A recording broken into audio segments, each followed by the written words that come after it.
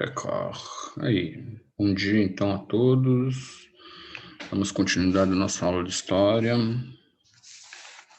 Página 27, Conquista da América 2, Conquista material. Temos a conquista espiritual também, posteriormente iremos estudá-la.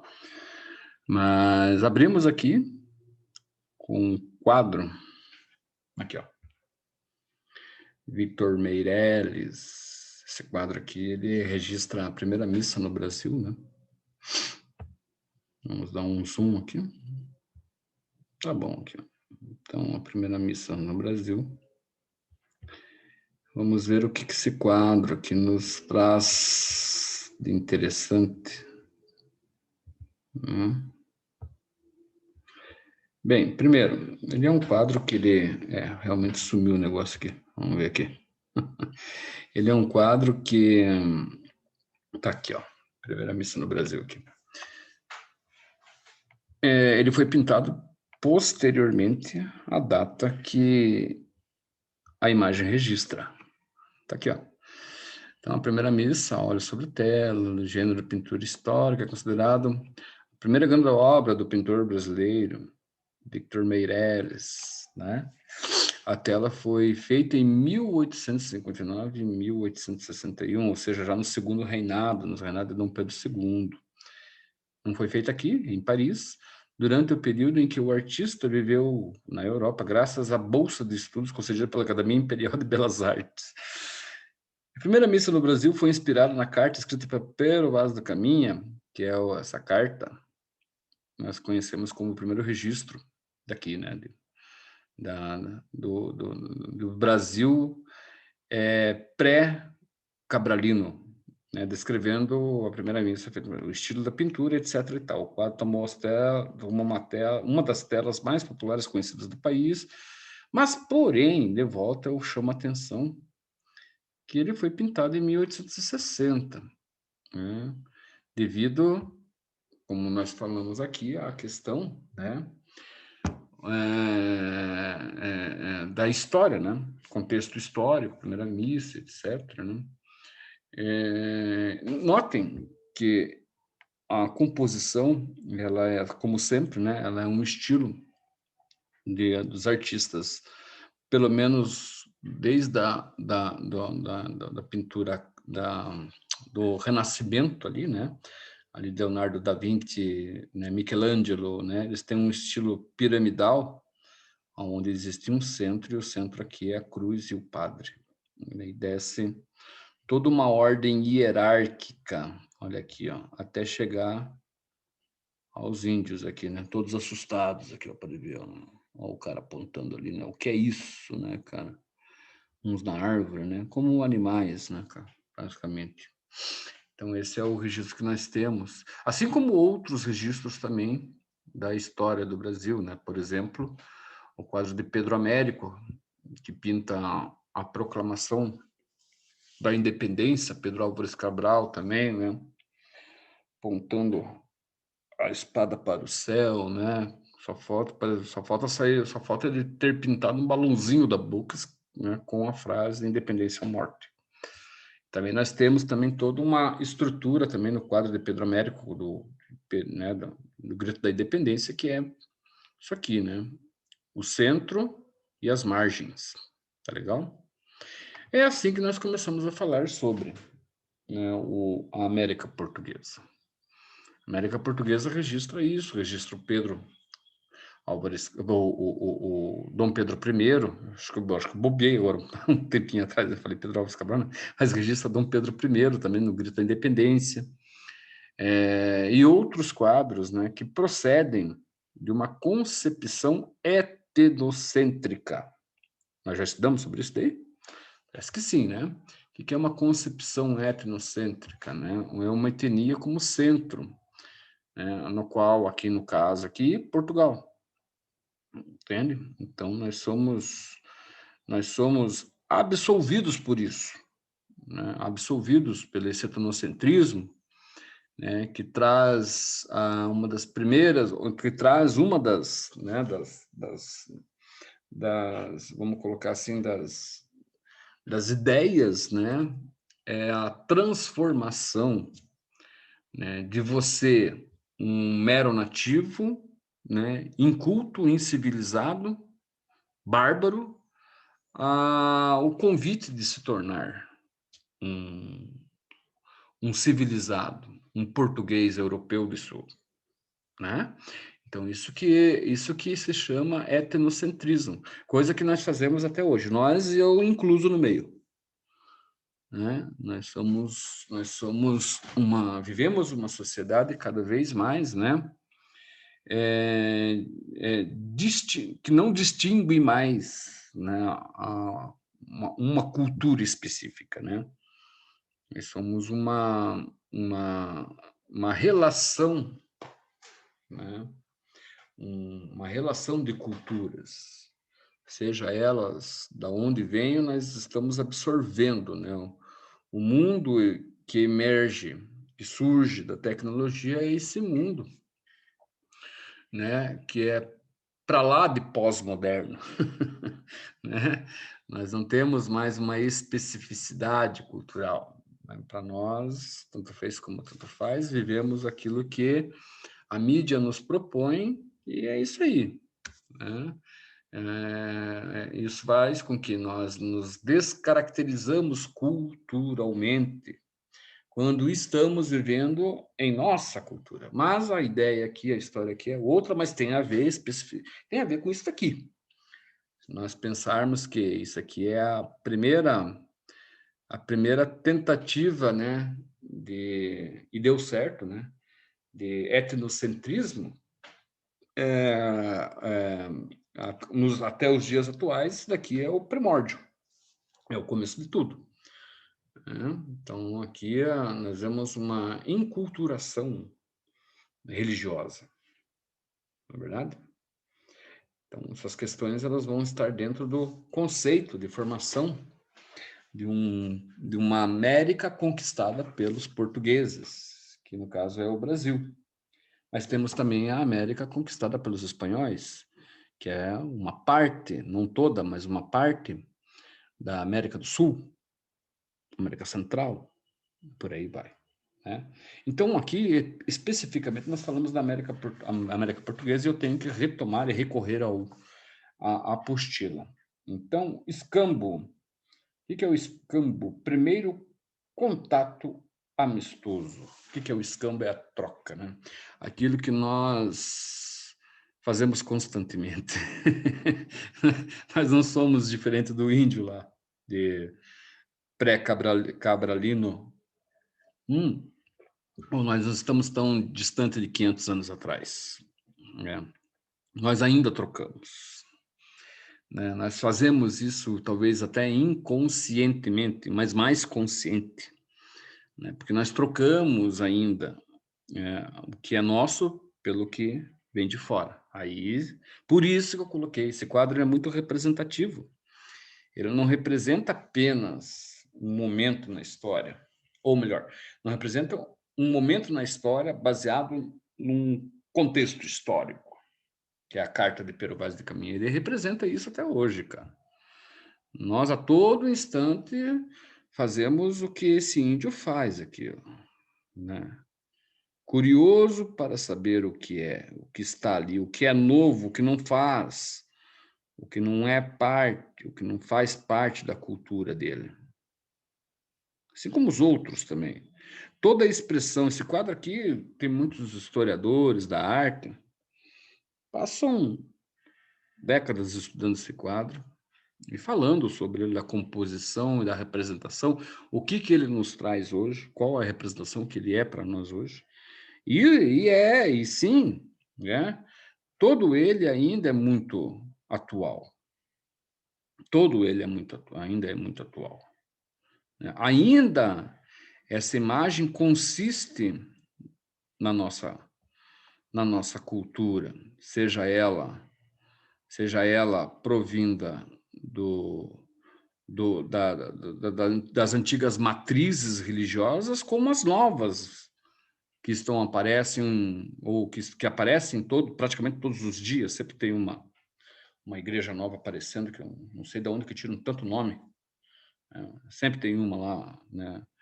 as neopentecostais ou pentecostais, ou as que retomam os primórdios, né, com um fundamentalismo exacerbado, né, as mais liberais, mas é isso aqui ainda hoje. Nós não nos desprendemos e nem, né, substituímos a cruz, né, pelo homem.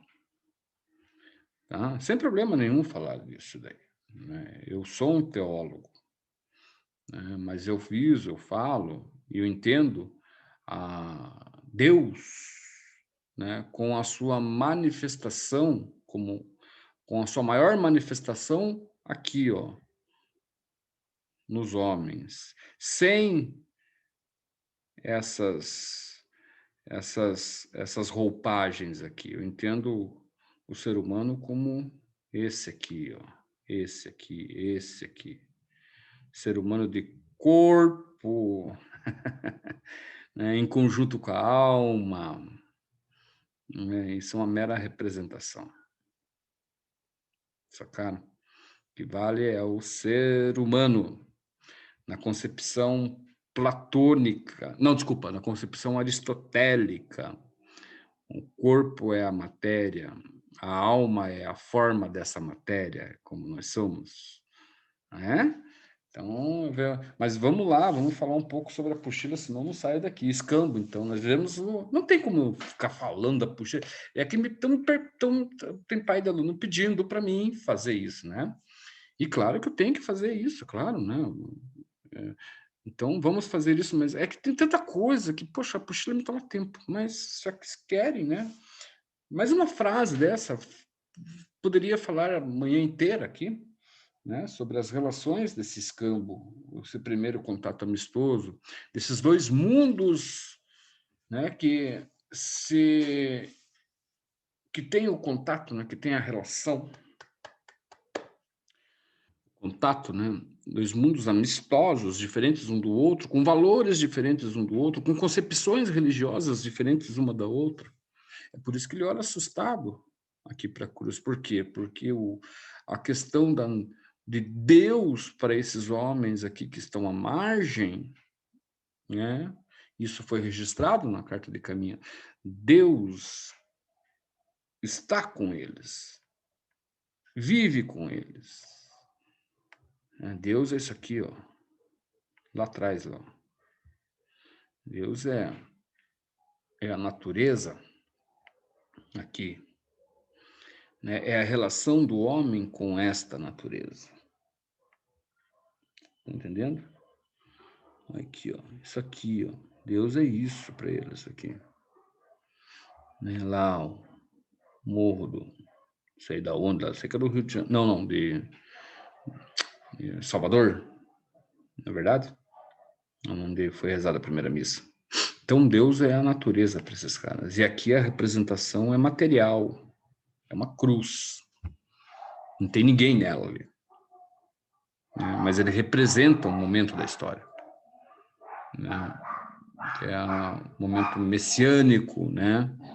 O momento do Filho de Deus que dá a vida por todos, né? Só um minutinho aqui. Então, todas essas relações aqui, só um pouquinho, só um minutinho.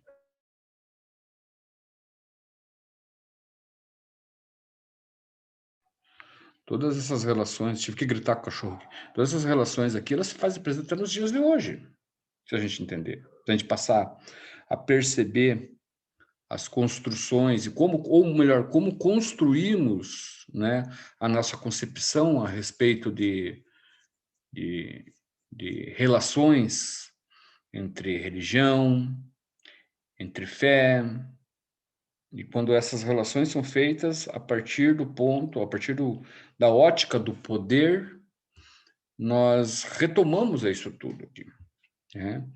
Isso aqui esse cenário aqui só faltou uma cobertura, porque é uma igreja cheia de fiéis, com um altar, né? Com a sacristia aqui, né? Entendeu? Vamos então à apostila como querem, né? A chegada à América portuguesa colonial não trouxe um entusiasmo aos portugueses. As possibilidades de exploração e dimensão geográfica das novas terras eram desconhecidas. Não havia clareza sobre o que a colônia poderia oferecer ao Estado português. As terras ofereciam um recurso valioso para o comércio colonial, para o Brasil. Desse modo, as atividades extrativistas ou extrativa foi a estratégia inicial usada pelos portugueses entre 1501 e 1535. Então, vamos falar um pouco sobre isso. Então, quando os portugueses vieram para cá, eles vieram com aquela ideia do enriquecimento, né, constante no mercantilismo.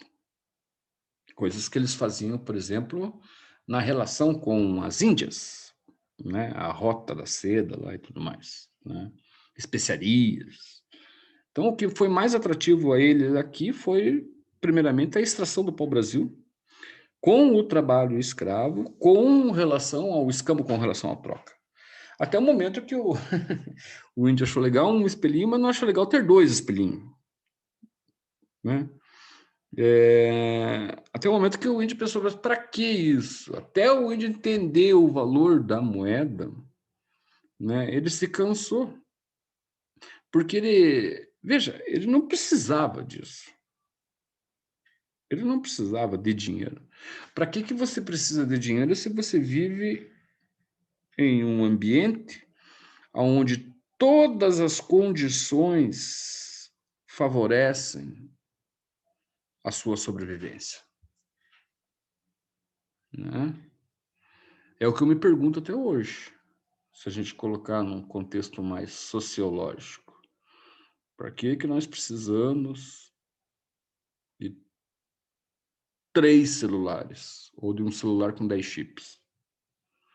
Qual o objetivo disso? Qual o objetivo de ter trocar o teu computador que está funcionando, ou tua televisão de 40, de 1001 polegada trocar por uma de 1002 polegadas? Qual o objetivo disso? Qual o objetivo de ter 10.000 pares de sapato? Vocês estão me entendendo? É a mesma coisa que o índio não entendia. Eu sou índio, eu penso como índio aqui. Estou pensando como cara aqui, ó. Qual o objetivo disso tudo? Qual o objetivo do dinheiro? Sendo que eu não preciso pagar a árvore que me dá fruta, o rio que me dá o peixe, a natureza que me dá a caça. Aliás, eu não preciso nem caçar e nem pescar. Né? Posso viver com o que a natureza me doa. Porque eu já domestico, eu já conheço, eu, índio, já sei, já conheço, já reconheço que eu posso domesticar o meio ambiente. Entendeu? Então, essas coisas começaram a se tornar pouco satisfatórias para o semovente, né? Eles eram entendidos como semovente porque não tinham alma. Assim a igreja, ou assim os missionários da igreja, né, passaram a denominá-los, né, os que não têm almas porque não conhecem Deus, né, não conhecem da forma abstrata como eles conhecem, mas conhecem de uma forma, de uma outra forma. Né? Tanto que as relações, elas foram, por muito tempo, né? Elas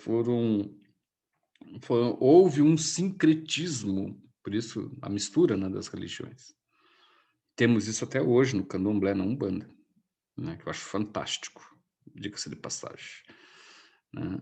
E, bom, só para, né, de repente, quem não escutou a aula até agora, lá no que vai assistir a aula no YouTube, lá não pensar também outras coisas, ou já fazer acusações, que muitas vezes já sofri isso daí, né? O professor lá de história lá faz macumba. Então, pense antes que eu sou um teólogo, entendeu? Então, um teólogo ecumênico, né, que estou aberto às outras religiões, seja elas, inclusive até o próprio ateísmo, que o que vale para mim é o ser humano, tá? E não a religião do ser humano. Ela é importante, ela faz parte, né? Mas ela não é tudo. O que vale para mim é a vida. indiferente daquele que, né, que acredite ou não. Tá? Então, voltando lá, né, essa ideia de escambo não deu muito certo, né?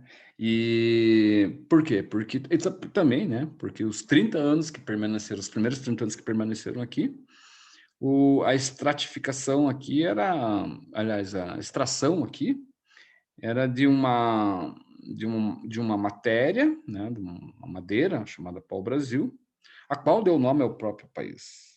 Mas esse Brasil, o pau-brasil, já era denominado numa ilha lá no Pacífico, lá, onde a abundância dessa madeira era muita. Depois eles encontram aqui e acabam com, né? Aqui uma colônia, para quem queira entender um pouco melhor a história do Brasil, aqui uma colônia de exploração. Não que as outras não fossem, né? Eu acho que a América do Sul sofreu muito isso.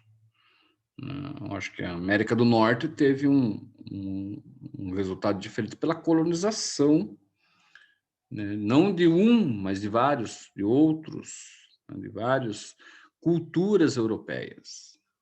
Aqui a coisa foi portuguesa e o outro lado é espanhol.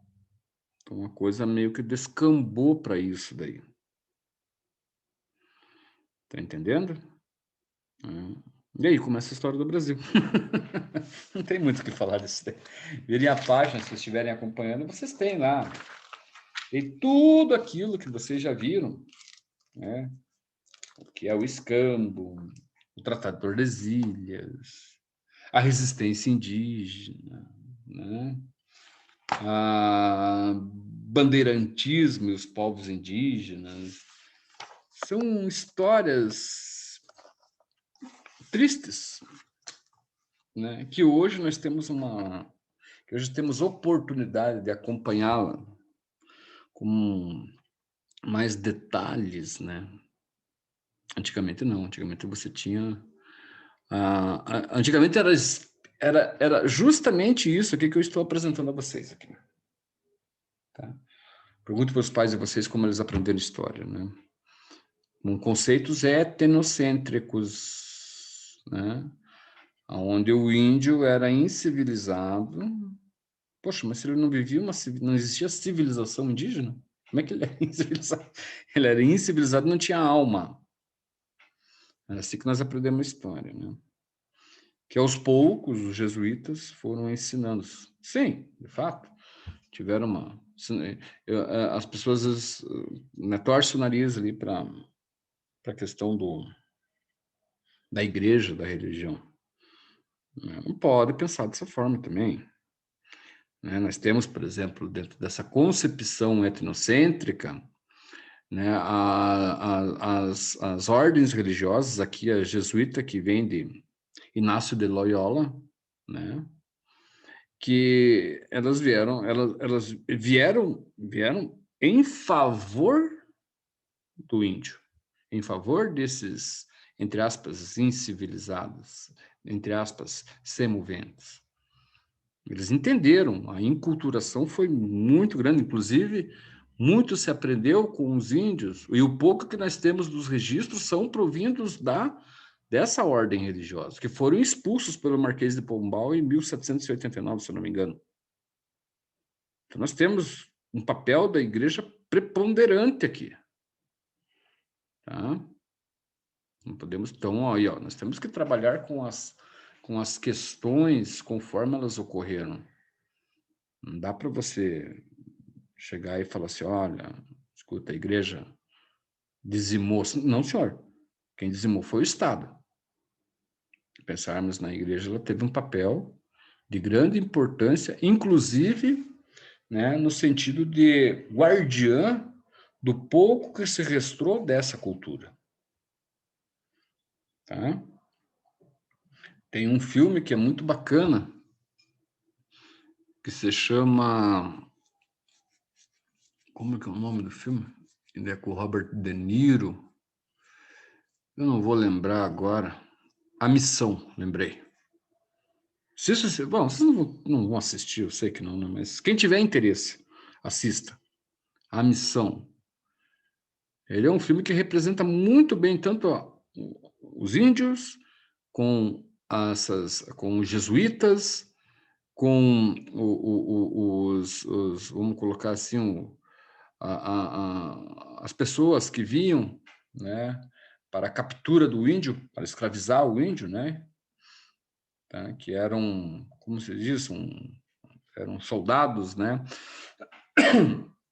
eram soldados que vinham por conta própria, né, que tinham já manejo de guerra e, né, e sabiam, já tinham experiências na África, tá? Eram missionários, mas missionários do poder, né? Então, a missão representa muito bem isso, né? Muito, muito, muito bem. E feito por profissionais, feito por artistas, né? Atores consagrados, assim. Não sei se existe hoje em dia mais artistas consagrados, mas nessa época existiam. Então, tiverem a oportunidade, assistam um filme que vocês vão curtir um pouco ali, qual que é, e vão, claro, né, também, né, visualizar um pouco do que foi esse mundo, esse começo todo. Então, amanhã nós damos continuidade a essa aula, talvez falando sobre a resistência indígena. Mas amanhã é outro dia, amanhã veremos. Bom dia.